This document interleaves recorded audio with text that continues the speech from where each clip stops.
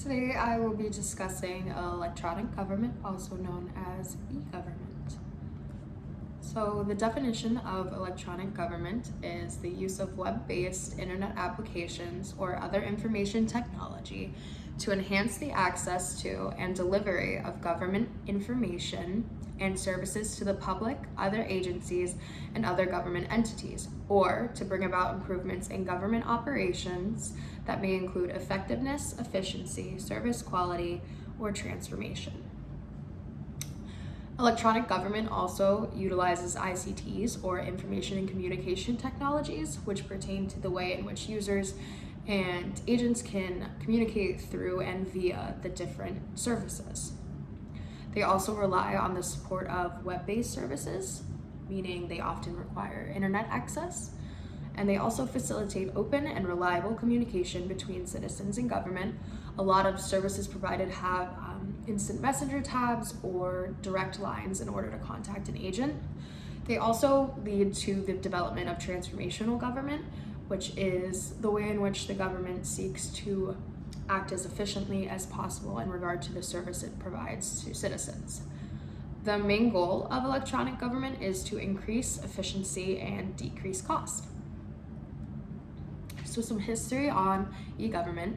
The term E Gov was actually coined in the early 1990s when technology first began to be accessible to all citizens, and in a way in which the price and availability was accessible.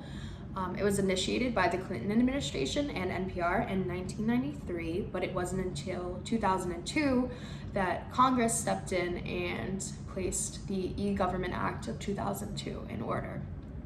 Congress was determined to address the growing relationships and reliance that individuals began to show towards technology and computers.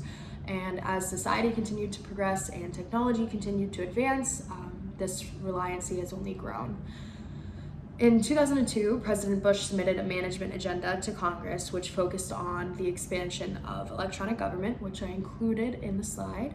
And the main goals of the E-Government Act of 2002 were to increase the availability of government services and government information to the public. Before the act was passed, the information that was found online was often unreliable or not directly sourced. And Congress kind of wanted to be able to control what was available to the public and what was not. It was also, the second goal is to simplify transactions between the public and the government.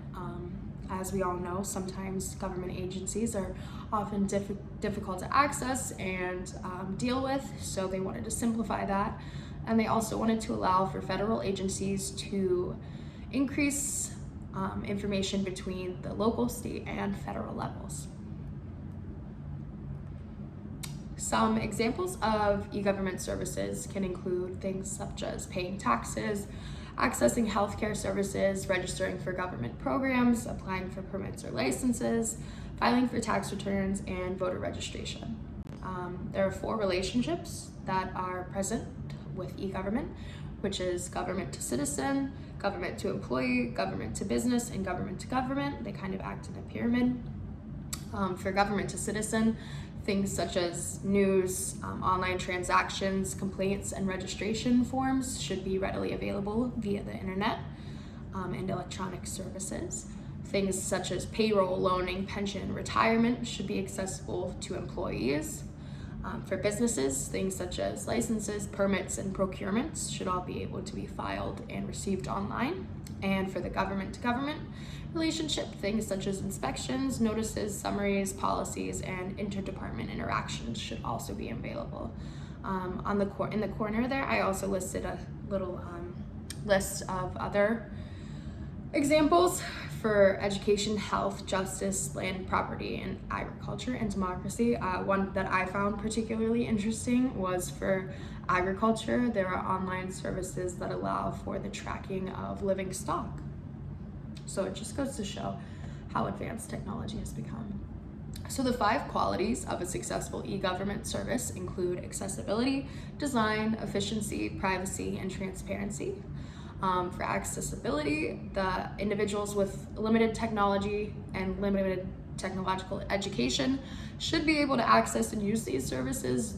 They shouldn't be so difficult that you need to have a GED or PhD in technology to access them.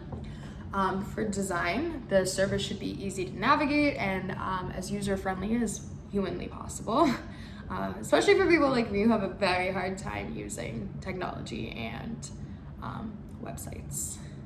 These should also increase efficiency. As we've all experienced before, sometimes these services can be hard to deal with in person, and it shouldn't be even harder online. It should just be even easier.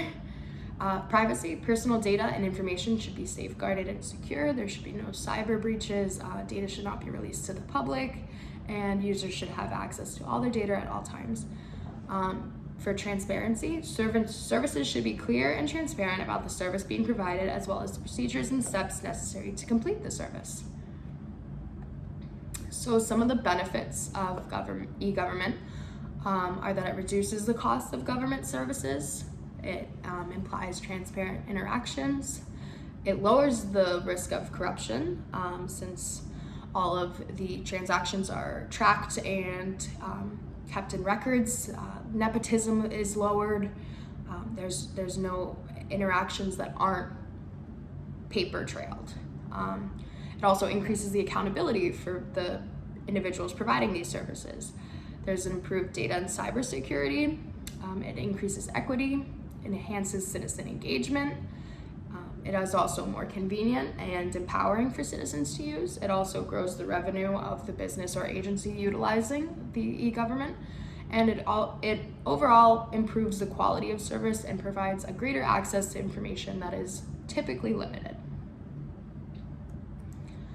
However, despite the positive aspects of e-government, there are in fact some drawbacks. These can include the differences in access to technology.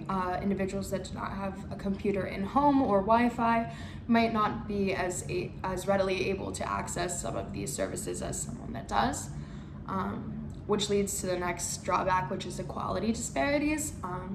Typically, families with a lower income might not have access to the same services that families of a higher income might have. It can also be difficult to adjust to, especially for businesses or agencies that have been using and relying on in-person services for a very long time. There's also a certain amount of cybersecurity risks. Regardless of the safeguards that are put in place, there's still always the potential for things to be hacked or leaked or released. Also, a lot of people are resistant to change, especially some of the older generations. There's also a lack of trust. Many people find that government source or electronic government isn't reliable, and they fear putting their personal information online. There's also a sense of a loss of interpersonal communication. You kind of lose that in-person interaction that you would have at a typical agency or business, and it also can lead to job loss for larger agencies. So just some quick little statistics on e-government. 76% of Americans use technology to access government information and services, and approximately 95% of US citizens have access to the internet, and this was as of 2024. In 2022, over 84% of businesses said that cybersecurity was their top priority, and currently there are over 580,000 technology-related companies in the United States. So here are some real-life examples of e-government. The first is an online prescription website where you're able to refill and call in new prescriptions without having to call your pharmacist or go into the doctors. Also, there's a picture of the driver's license renewal process, which has now gone completely online. This way you can avoid the DMV and the long wait. There's also online flight booking and online banking, which are just some of the few examples of the broad spectrum of different available sources of e-government. So in conclusion, the e-government is continuing to progress along with technology, and I think as a society and as as a nation, we can expect some very big changes in the way in which agencies and businesses adapt and use technology in the future. And here are my sources. Thank you.